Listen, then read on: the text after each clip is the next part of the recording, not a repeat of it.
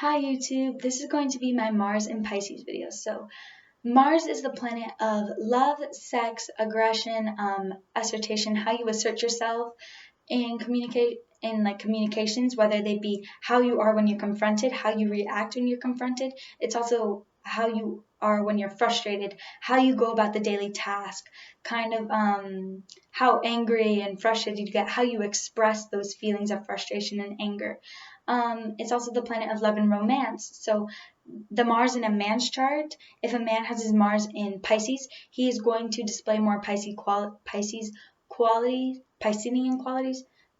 He's going to act like a Pisces around the person that he likes.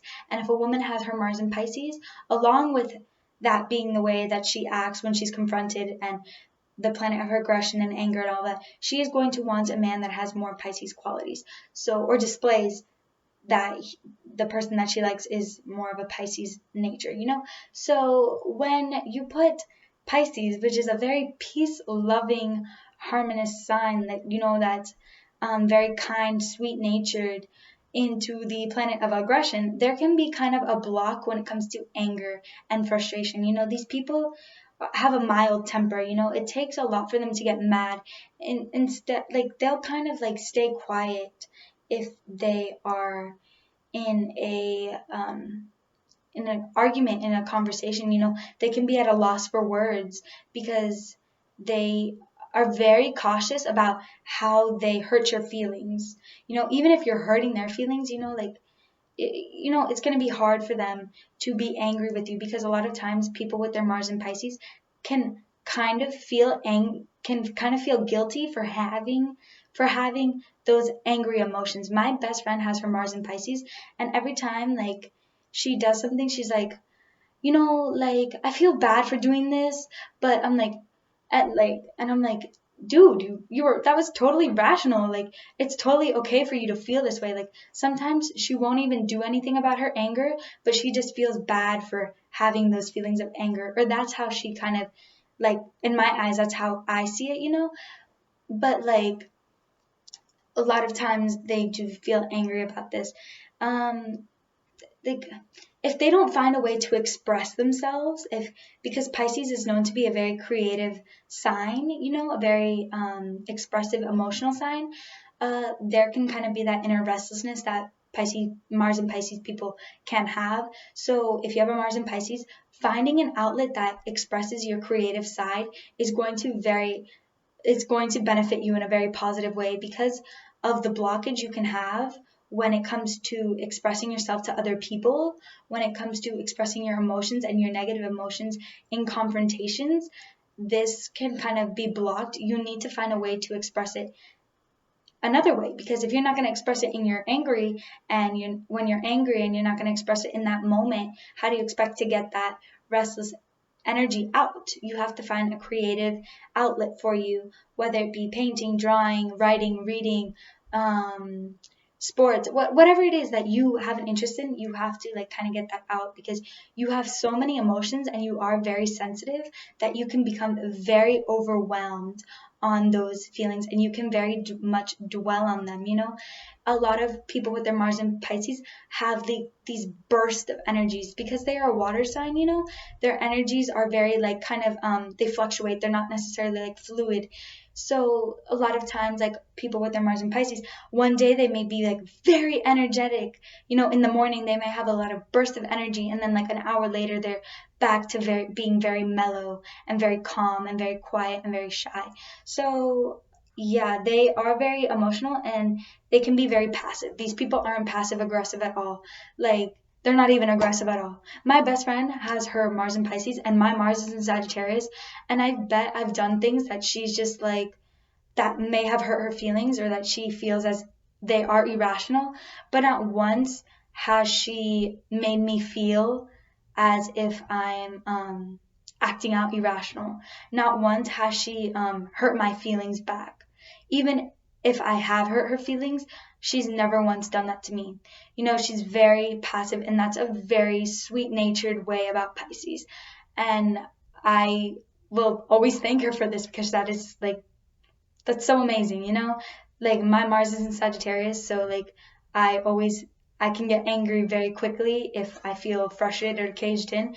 And no matter how much she feels frustrated and caged in, she always listens to me. She never expresses how angry she actually feels, even if she isn't angry or whatever, you know. And I admire that so much about Pisces people.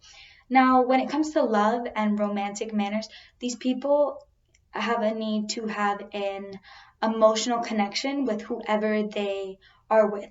They might need freedom to a certain extent depending on where their Venus is, you know, but you know, they don't mind having a relationship with someone uh, that can be long term. They actually want that committed, loyal, honest, loving, kind hearted relationship with someone. But a lot of the times, people with their Mars and Pisces are so used to being the one that's chasing the person that they like. They're so used to being the one that is pining. So if you are being very direct to them, because these aren't very direct people, you know, they kind of go behind the scenes of getting what they want. They're very passive and all that, you know. So when someone's very direct and forceful, like saying, I like you, let's be in a relationship, let's hang out, like, I love you, like, this kind of causes the Pisces to stray away, and they won't say anything, and they might actually avoid your calls and avoid your text messages. And it's just because they don't want to hurt your feelings. A lot of Pisces are known for telling lies and you know, telling white lies at least, and not being so much truthful because they don't want to hurt your feelings. If it's something that they don't want to do, because, like, you know, they want to be seen as sweet and caring and all that. And when it comes to doing something that they don't want to do, they'll make excuses as to why they cannot do it instead of just being direct and blunt and straightforward. So when another person's like this, it kind of causes them to run away from it because it's like, you're so blunt and direct and I'm so the opposite, you know, so they just will run away from that circumstance. Now, when it comes to love, the emotional connection is needed, you know. If they get with someone that it was just like a random hookup, you know, a lot of times they can feel a little bit guilty of this because they want that love and they want that romance, and they are very romantic people, and they fantasize a lot about what they want love to be like, what they want their relationship to be like. A lot of times they can wear their rose-colored glasses on when it comes to love matters and not see how the person actually is. They can get stuck in toxic relationships where their point of view, their ideas, and their love expression is really suppressed due to the other person's forceful nature, you know. So they can get stuck in toxic relationships, and they can constantly be the one that's giving. They can be the one that's constantly compromising, you know. They can be the one that's they're the ones that's being understanding, you know.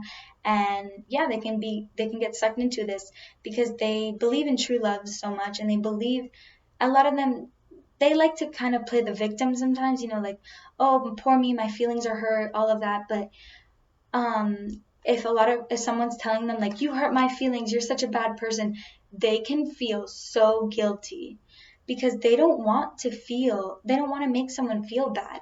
You know, they don't want to hurt someone's feelings, but when someone's projecting that onto them, they can feel really bad about themselves because they're very sensitive and sweet souls on the inside, you know. So, like, you know, if you have a Mars in Pisces, I feel as if you know what I'm talking about.